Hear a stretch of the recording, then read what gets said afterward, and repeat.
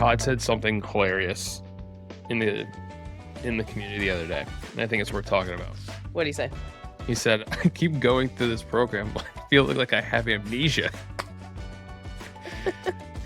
Like he's forgotten what he's done, or we've updated it so much that he's like, where am I? He's like, every time I go back, it's something different, and I feel like I didn't follow the instructions, but like I did at the time, and now it's different. And I think there's more. One is just it's a funny description, but a few other people were like, I have also felt this way. Mhm. And there's like this is like the pro of being early on, is that you get to see all the shit come together. Yeah. The drawback is that you feel like you have amnesia because everything's different every time you log back in. It's cool though, because you get to do the program multiple times. True. And you get to get all the parts of it. I mean, I think this is the hardest part about building a thing that doesn't get talked about enough. Totally. So I think we should talk about it. I want to talk about it too, because I've never once been scared to release things before they're like quote unquote fully ready. And I think most people are. A lot of people are really worried about it. And I don't think that us updating things consistently, besides people feeling a little bit like they're losing their mind, I don't think it's going to harm anyone in terms of their progress. If anything, like everything they've learned is correct. It's just we're reframing things so that it makes more logical sense, like as we get feedback. And that's fine. Like, and it's good, you know, like the best products and the best experiences are ones based on putting it out there, testing it, getting feedback, and carrying on, you know? Totally. That's been the thesis for all of my work, all of your work, like independently, and this, just starting with the outward facing positioning and the way that we message and explain this thing to the actual product itself.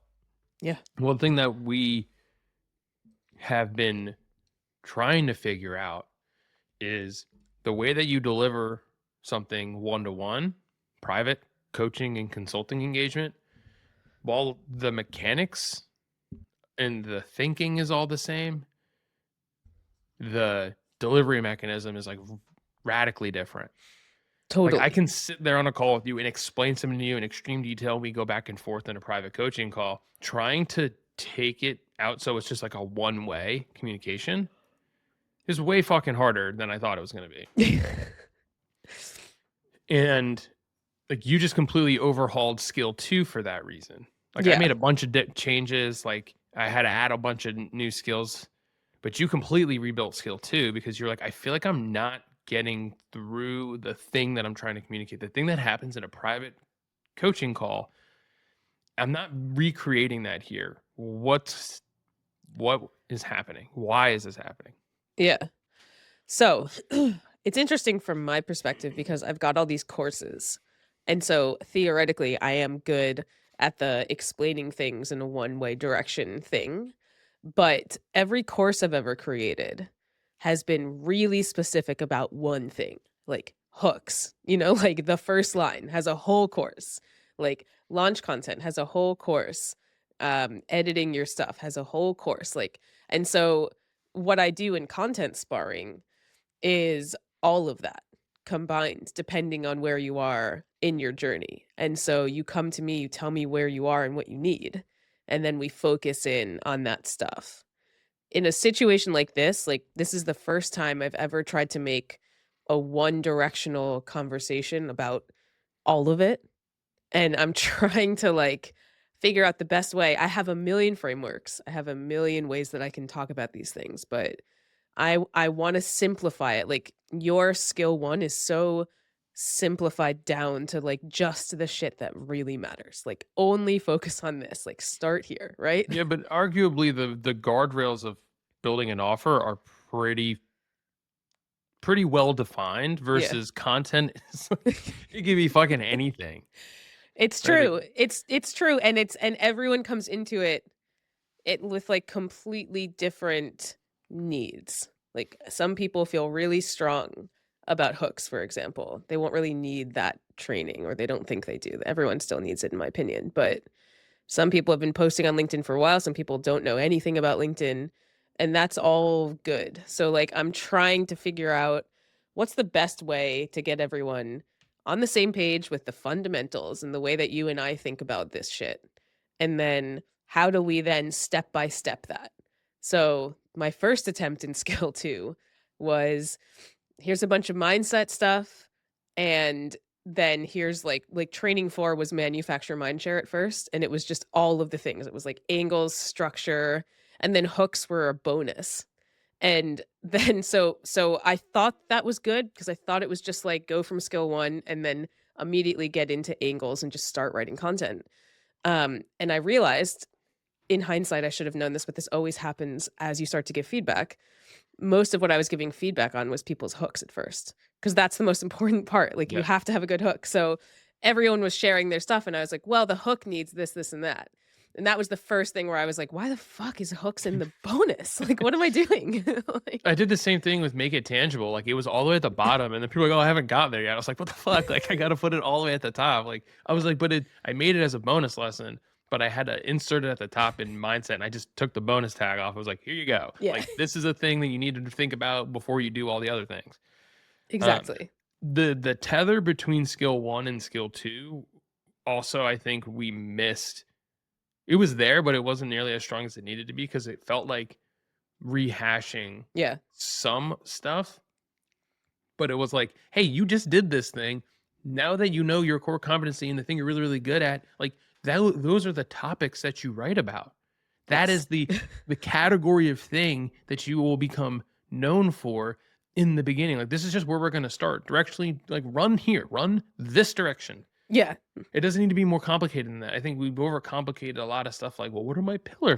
topics and what are my this and Pillars. that? And it's like we're not writing a blog for an enterprise company. It's like we're just trying to publish our thoughts on to LinkedIn. Yeah.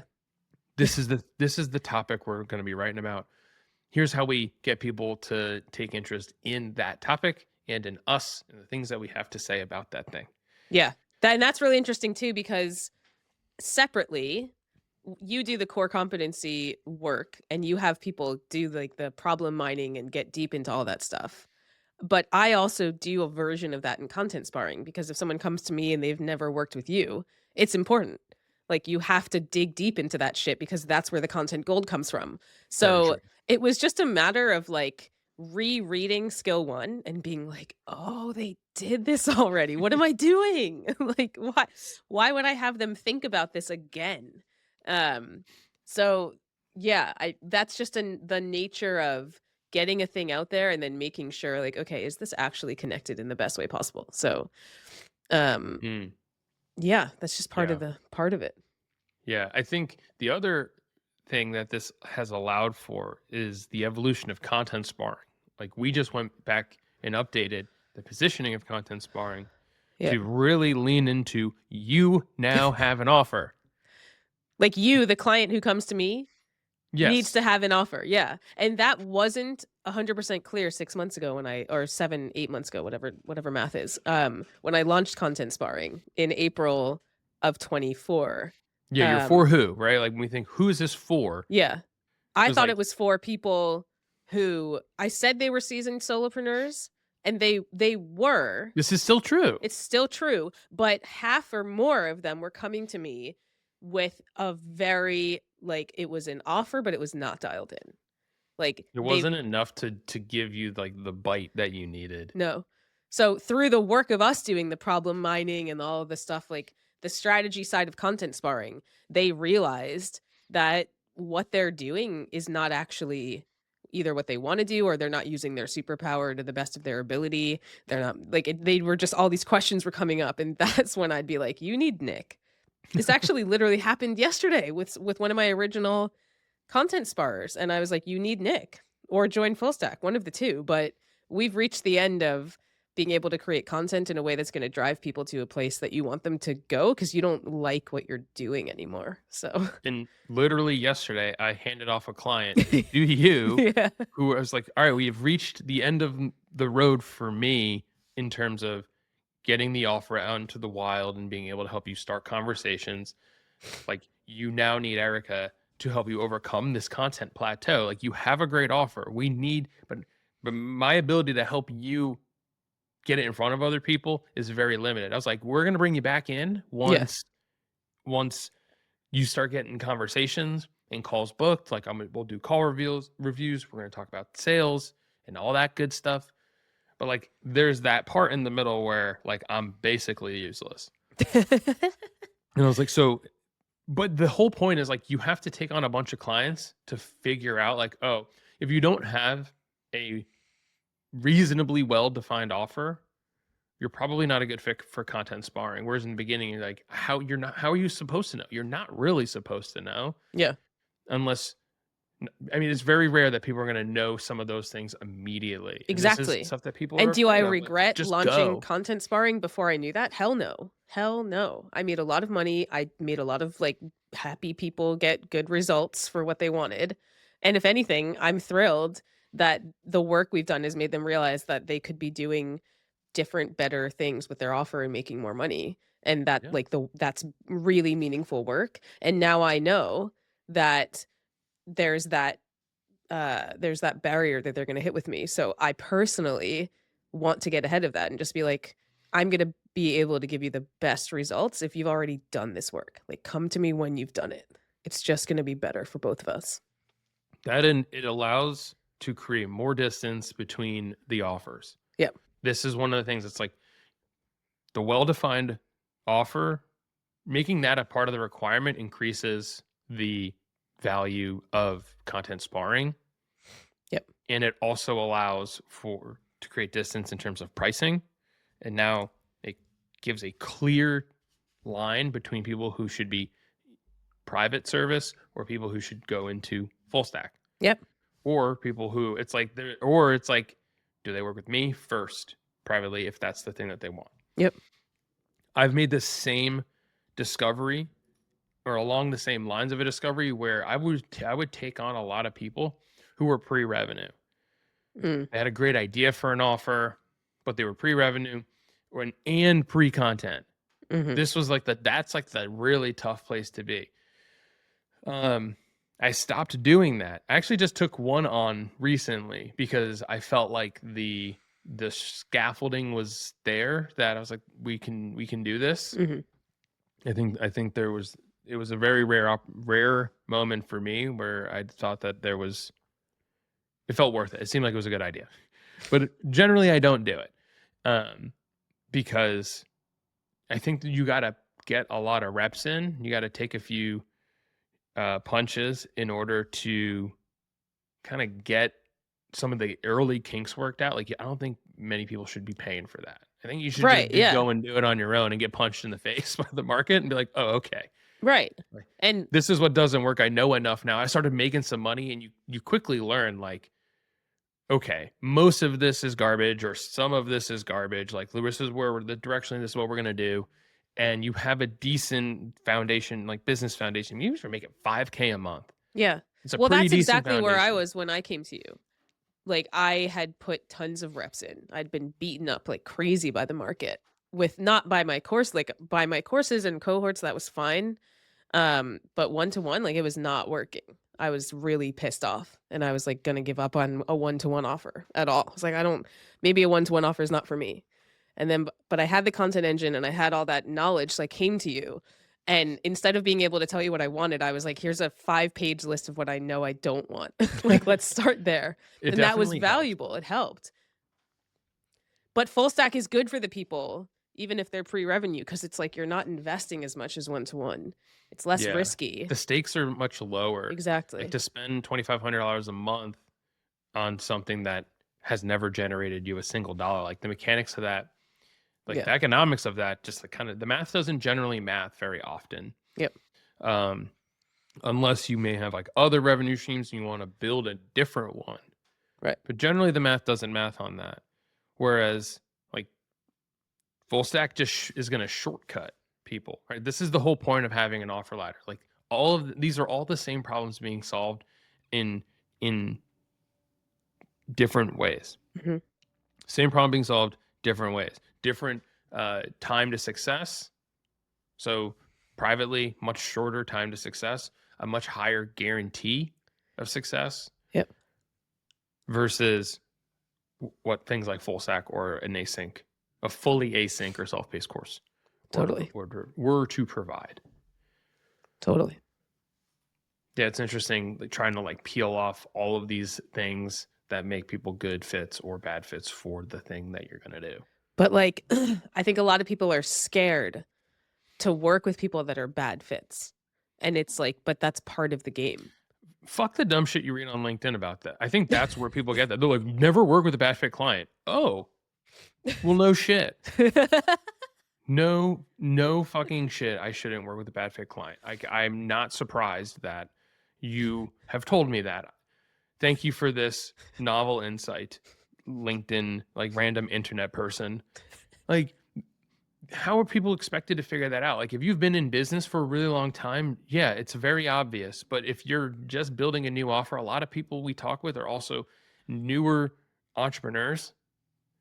Yep. So they don't have a lot, like they're really, really good at the thing they were doing in house, and they're seeing an opportunity to build a business to go out on their own. So there's a lot of that. Like, I tell people, like, take on anything. Money is better than no money. Clients are better than no clients. Andrew Kaplan told me, he goes, diapers are better than no diapers, right? Yeah. Like, just take the work, figure it out. The thing is you want to show up to the work and be able to, I say call the shots, but it's like you don't want to be someone's task rabbit. Right. That's what Chris was saying yesterday. Yeah. You don't ever want to be on someone's task list as something that they have to do. Yeah. Or you don't want to put someone's name on your to-do list. That's the other thing. It's Right. like, oh, well, I gotta help. I gotta do this thing for Erica. Like, that being on your to-do list is definitely not, you lose a lot of leverage but there's I think one of the things that we didn't really talk a lot about yesterday, which on that subject, which I think is important, Mhm. which is when you're providing a done for you service versus a pure advisory or coaching service, right? A done with you service. Yeah. I'm in the vast majority of my work, my revenue comes from a done with you, like coaching and advising service versus what we are calling the super ding dong offer, which is a done for you service. Yep. So people pay 10x to have us do the thing for you, right? To have us create a niche offer and launch it is 10 times the amount of money as it is for me to walk you through it. Yep. Or for us to walk you through it, right? That's a combined service also. It requires the both of us, but people purchase that as a thing. And it Yep. also puts into perspective the value of the information and your ability to help people become successful with it. But there's an interesting thing there as well, because there's a consulting angle to the high ticket done for you. Whereas there's a lot of people that come into full stack who are like quote unquote freelance, doing a lot of things for people, but that is valued lower than if it was done with you. Yes. This is a huge problem. I know. Let's talk about it. So how do you get out of the hours, projects, and deliverables trap and over into strategy, expertise, and outcomes? Yep. Well, first you have to create the other offer. You have to tell people how to perceive the thing that you're looking at. So we don't want to charge per hour, per word, whatever the thing is. Deliverables are the best of the worst. I think if you can charge for the deliverable, you're kind of getting out. You're on your way out. Charging for the outcome is by far the best place to be. Mm. But the deliverable is definitely the second place. Anyway, here's the point. You lose a lot of leverage if you don't have this other thing to put into context, right? I've heard someone say, it's like, how do you sell like a $5,000 watch? You put it next to a $50,000 watch.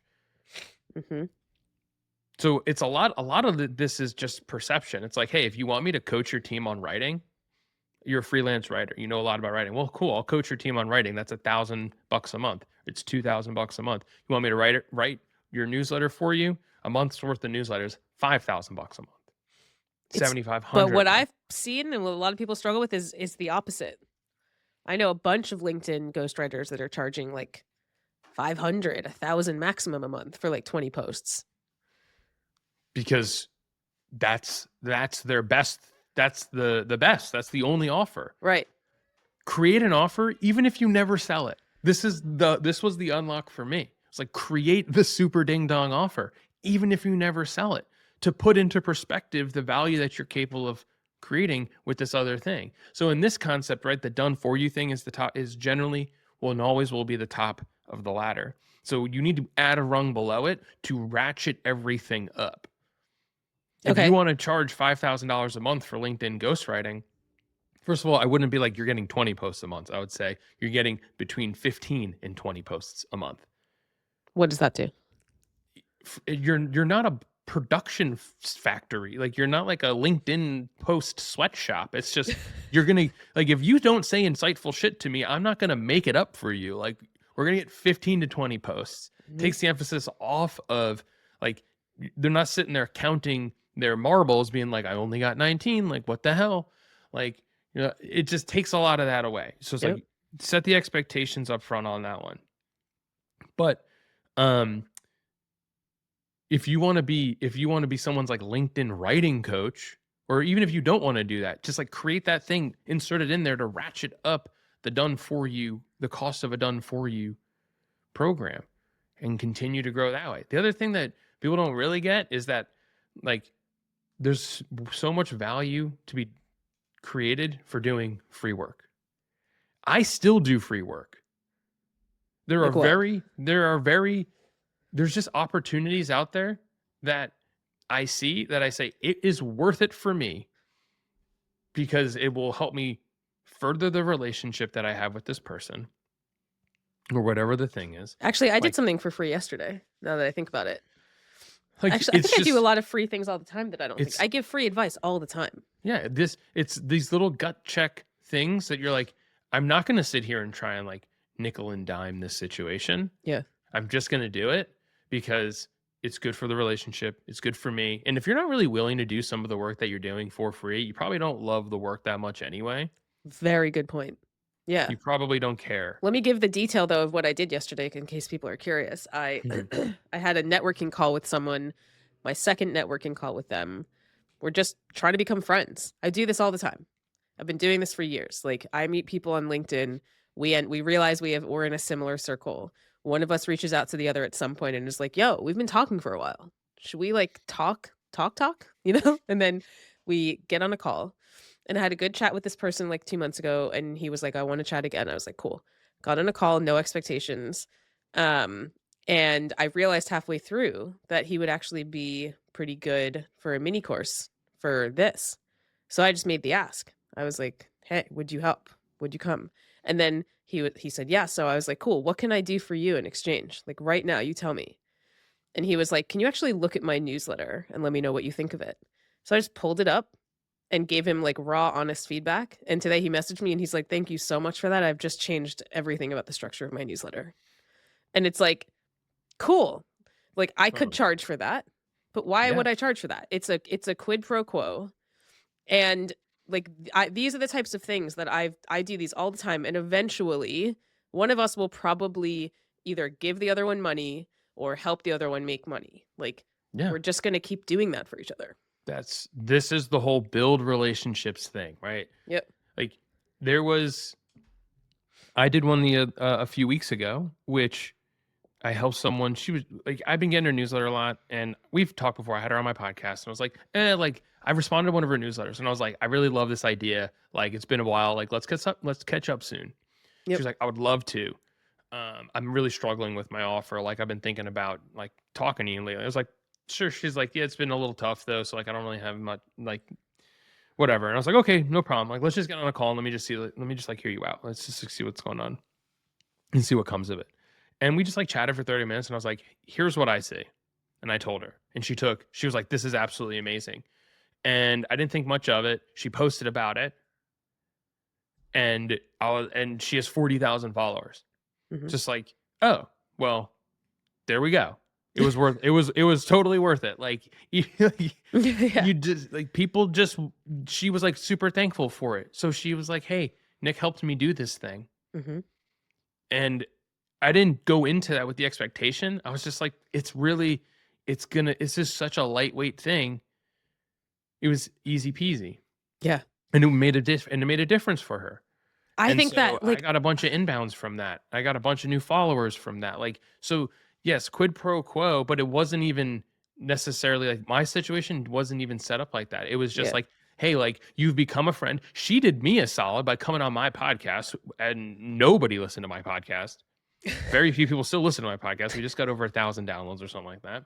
So like we don't have a ton of viewers, and she has a big following, and she came on my podcast. So she did me a solid. So I was like, I'm not gonna like try and nickel and dime a relationship. Like the whole point of my business, the way that I approach this business is, how do I build as many relationships with with the right people and the people that I want to know and all this stuff as possible? Like, how do I just do this with a genuine like intent and open heart? 1,000%. I think what you And said about needing to feel passionate about what you do is so important in this. If you don't actually care about what you're doing, then you're not going to ever want to chat with people about it in your free time when you're not getting paid for it. yes, And we've already talked to a few people in this program who are like, I hope I'm not doing what I'm doing right now in a year. yeah, And it's like, okay, that's the signal. Like, that's capital T, the signal that you need a different offer, or else you're not going to be able to build you can't do it. relationships around it because you're not going to want to talk about it. Yeah. The point is to become known for an expertise you own. And if you don't want to become known for this thing, like drop it. Yeah. Yes. Drop it. Now, this is easier said than done, right? The reality is money's better than no money. Yep. Clients are better than no clients. Diapers are better than no diapers, right? That's the whole thing. But if you hate ghostwriting LinkedIn posts for people, like spin this other thing up and create a glide path to stop doing this thing and do this other thing. Mm-hmm. Yes, definitely. I mean, I became known for editing, and I'm glad I did, because editing is reviewing. So like, it's fine that that's synonymous because I still do that. But I got a lot of inbound before I figured out content sparring from companies and people wanting me to just edit their shit. And there was something in my gut that was just like, oh, I don't really actually want to do this. Like, I don't want to talk to people about the sentences that they need to change for like their company blog. Like, that's just, I don't want to talk to people about it. That was the biggest signal. So I just completely pivoted away from that. And I went back to everyone who I was having conversations with. And I was like, I'm really sorry. I actually don't do this anymore. And I just like cut it. That was after I figured out content sparring. I definitely took jobs for money before that. But you also started building content sparring as a thing. Right, You exactly. started gaining content sparring clients. Like that's like the aha. Yeah. That's the unlock that people don't think. They're like, how am I supposed to do this without sacrificing my clients or my livelihood and all this other stuff that like the people that rely on me to make money, to feed, to put the food on the family. I did it all at the same time. You do it in tandem. And you do it on purpose. Yeah. You build a thing and you tell people this is the thing that I do know. There's something to be said for making like publicly planting your flag in a thing. One, it kind of creates this forcing function for yourself. You're like, I told people I'm going to do this, so now I got to go and do it. Versus, now, not to be confused with the idea that nobody gives a fuck about you, because you can change your thing 1,000 times, and no one on LinkedIn is going to be like, hey, weren't you the editing person recently? And now I see that you're talking a lot about content offers. Like, excuse me, like no one's gonna care. Nobody, I would imagine precisely 0 people have said anything to you. Not recently. I have gotten some weirdos in the past, but that's just because of the size of the following. People, well, you did get that one email like, I thought this was an email about, this is a newsletter about writing tips. People say like, weird shit. People do say weird shit the more people that follow you. But yeah, but yes. like, okay, so you have 40,000. Yeah, how and many like ever, one person. and one person. Yeah. So like I have I just recently crossed over the massive threshold of 4,000 LinkedIn Congratulations. followers. That's huge. I know, thank you. It is huge because I've been working at it for like 3 fucking years. I will say I did delete 90% of my followers because it was like all the people from high school that will never buy anything, and all the people from college, like all the placeholders that see your content first and then they don't like it and then your content goes nowhere. I went in and deleted all those people. So I had like 400 followers on LinkedIn when I started trying to do a thing and build a business. And so the world's slowest growth, but in that way. But who gives a shit? Who gives a shit? You're making money, like a lot of it. That's the whole point. Who gives a I shit? was going somewhere with this. Oh, I have 4,000 followers. At the time, I had like 2,000. Then this happened, and one person was like, you pivoted away from agencies, and I see you're talking more to solopreneurs. So I'm not sure if what you offer is still for me." And I looked up this person, mind you, who went on to become a client anyway. Uh-huh. They run a one-person agency. Okay. So it came down to semantics. They were like, they didn't identify with the term solopreneur. They Mhm. identified as agency owner. And they were like, I'm not sure if this is still for me. And I was like, yeah, like you're good. Yeah, It's but okay. This is like, we've had that with full stack too, though, with people being like, I make less than 10K a month, or I make more than mm. 10K a month, or I don't actually give a shit about 10K. And we were like, we don't care about 10K. Where's that come from? And they're like, it's on your website. And we're like, oh. Well, we were like, we think that this is kind of the natural turning point for people where they're like, I would rather invest in private coaching and consulting. Right. This was not as arbitrary as it was just more of a market signal that we got Exactly. from the people who have invested in private coaching and consulting. Turns out the massive market, right? Because this is as a traffic based offer, like doesn't see it that way. Yep. They don't see it that way, and that's okay. Yep. And we got something wrong. Whoop-de-doop-de. like hear this now, people of full stack. We got it wrong, and we changed it, and things got, and then the result changed. Yeah, for the better. Yeah, And then I like, told it's people okay. I It got is this okay. wrong, and everybody responded and was like, "Thanks so much for being honest." And I was like, They were like, "Oh "I got wow, you." look at that." No one cared. They were like, "Oh, that's neat. That makes more sense now." I don't know. It's this the stakes like feel so high and so low at the same time. Yeah. Like the system feels so fragile yet so sturdy at the same time. And I'm not sure what it is about it. Like I have not been able to reconcile this tension or really clearly explain it. But there is nothing wrong with picking a direction and course correcting like degree by degree as you go, because like the term, you can't steer a stationary ship. You got to just put something out into the world to understand whether or not people understand it. Yep.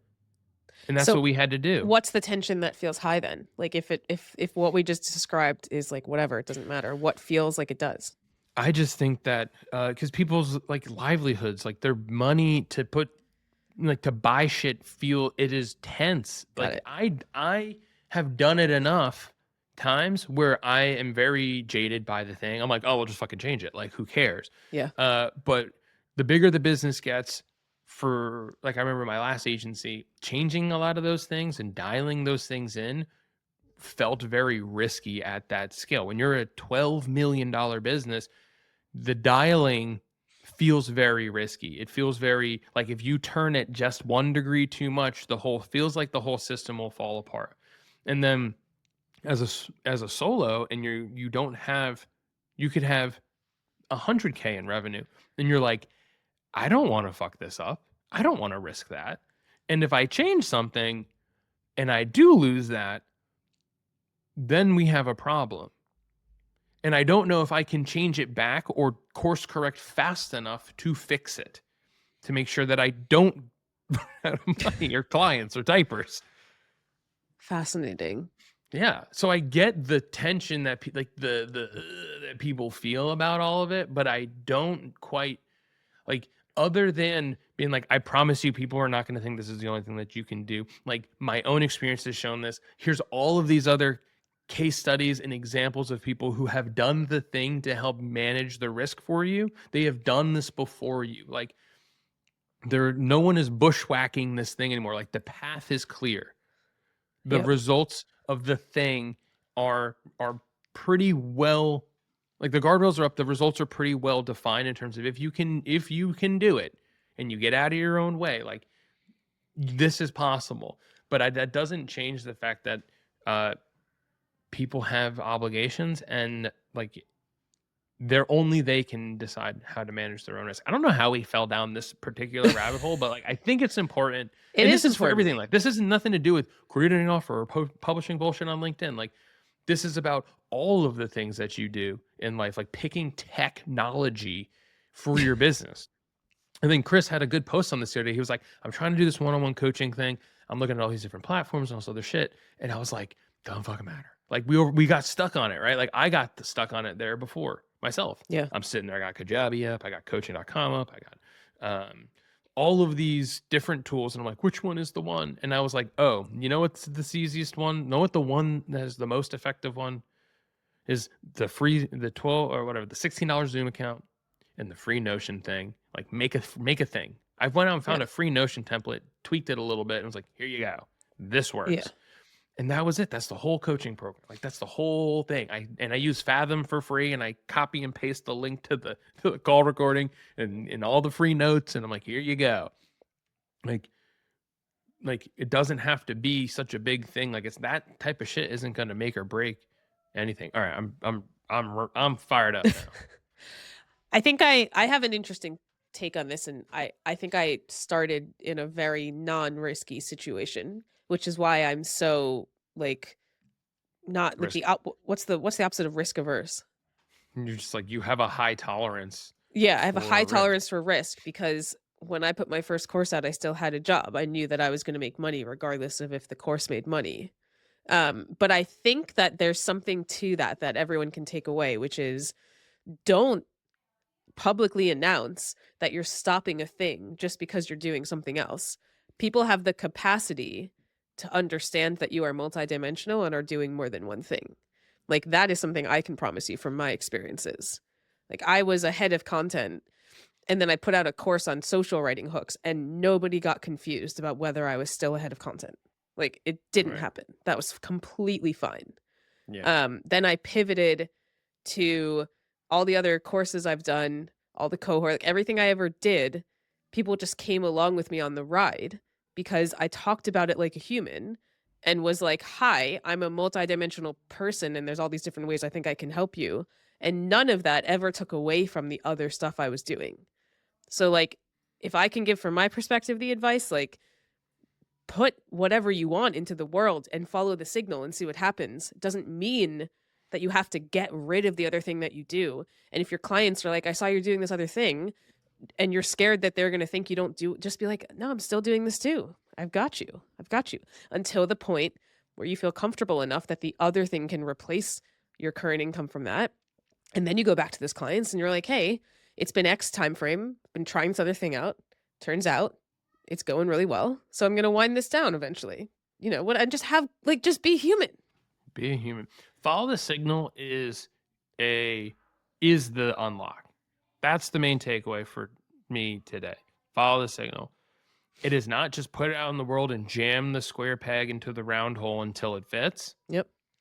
It is like the idea of dialing this shit in little by little, course correcting, little refinements, little iterations of all, however you want to describe it, of the way that people receive and perceive what you're doing until it hits. Like my whole thing about starting with niching down and moving into offers, like it's the same mechanically, internally, it's the same program. Yep. But the way that people see it and perceive it changed radically. I've like 5x how much it costs. We've Yep. created all these new programs. Like all this stuff has changed all because of one little signal that I got when I wrote a list on LinkedIn and everyone was like, that part of the list, number one, this offer situation. Tell us more about that. And it happened like 2 or 3 times in the comments. And I was like, okay, like let's dig here. Let's see what's going on. And turns out, yeah, that's was where the money was. Totally. And that's why in skill 2, follow the signal is the very last training and arguably the most important one. Like, yeah, but you can't get signal unless you put shit out into the world. exactly.